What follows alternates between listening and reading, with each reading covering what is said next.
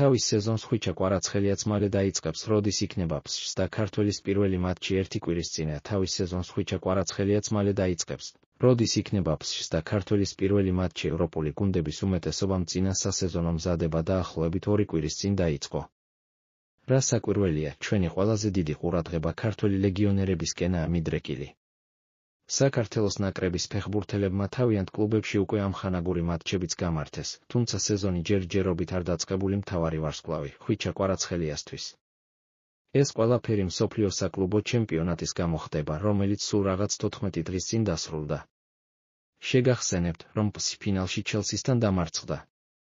ლუის ენრიკემ გადაწყვიტა, რომ ფეხბურთელები 6 აგვისტოს დაიბაროს, მანამდე კი ყველას გაწერილი პროგრამით ინდივიდუალურად ვარჯიში დაავალა.